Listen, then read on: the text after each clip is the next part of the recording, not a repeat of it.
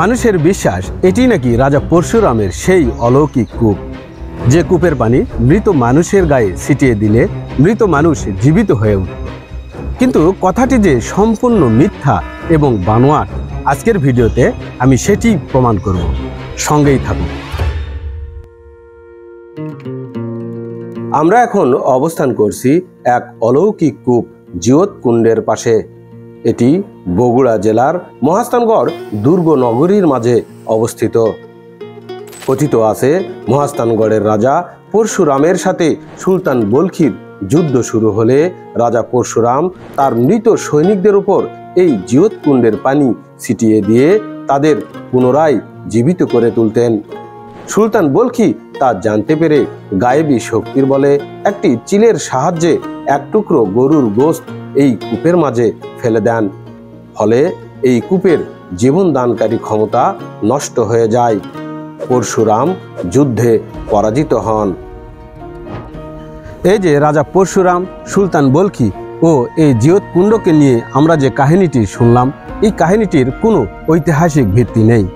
কেননা পৃথিবীর ইতিহাসে এমন কোনো কূপ আজ অবধি আবিষ্কৃত হয়নি যে কূপের পানিতে মৃত মানুষকে জীবিত করা যায়। আসলে এটি একটি কিংবদন্তি।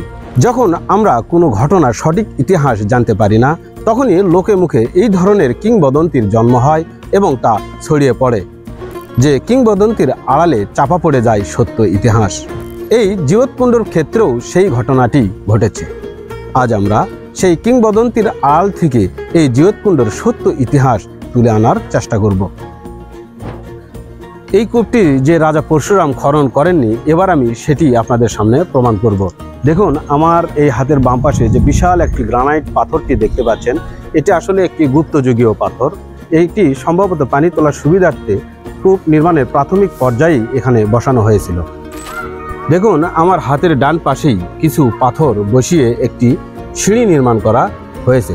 সাধারণত এই পাথরগুলো ধ্বংসপ্রাপ্ত হিন্দু মন্দির থেকে নিয়ে আসা, এবং এই পাথরগুলোর মধ্যে কিছু পাথর দেখা যাচ্ছে গৌরীপট্ট। গৌরীপট্ট হলো এমন একটি পাথর যে পাথরের ওপর শিবলিঙ্গ স্থাপন করা হয়, এবং হিন্দু ধর্মাবলম্বী ভাই ও বোনদের কাছে এই পাথরটি অতি পবিত্র ও পূজনীয়।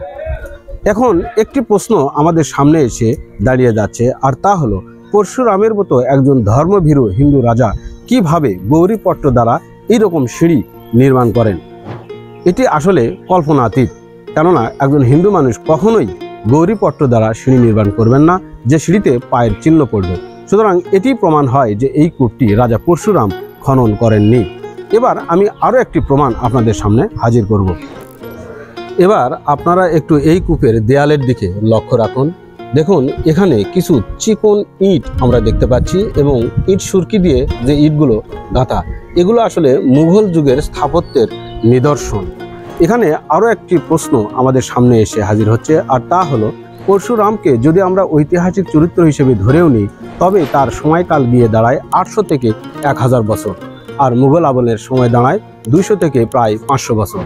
তাহলে এটি কিভাবে সম্ভব যে একজন 1000 বছর আগের মানুষ 500 বছর আগের ইট বা সুরকি ব্যবহার করে এই কূপটি নির্মাণ করেছিলেন? সুতরাং এখানেও প্রমাণ হচ্ছে যে এই কূপটি আসলে রাজা পরশুরাম নির্মাণ করেননি, এবং এই কথাটি উল্লেখ করছেন বাংলাদেশ প্রত্নতত্ত্ব অধিদপ্তরের গবেষকগণ। দেখুন, এখানে প্রত্নতত্ত্ব অধিদপ্তর কর্তৃক যে সাইনবোর্ডটি টানানো আছে, সেখানেও উল্লেখ করা আছে এটা অপেক্ষাকৃত সাম্প্রতিক কালের তৈরি, এবং খুব সম্ভব কথাকথিত পরশুরামের প্রাসাদের সমসাময়িক, অর্থাৎ 1800 থেকে 19 শতকের মাঝামাঝি। আসলে এই কূপটি খুব সম্ভবত 1750 থেকে 1800 সালের দিকে খনন করা।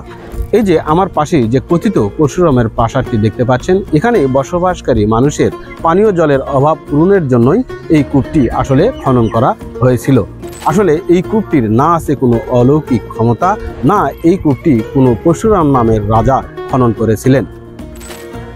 আসুন আমরা সবাই মিথ্যার আড়ালে লুকিয়ে থাকা সত্য ইতিহাস জানি এবং জানানোর চেষ্টা করি। আজ এ পর্যন্তই, দেখা হবে আগামী পর্বে। ততক্ষণ পর্যন্ত সবাই ভালো থাকবেন, সুস্থ থাকবেন। খোদা হাফেজ। আসসালামু আলাইকুম।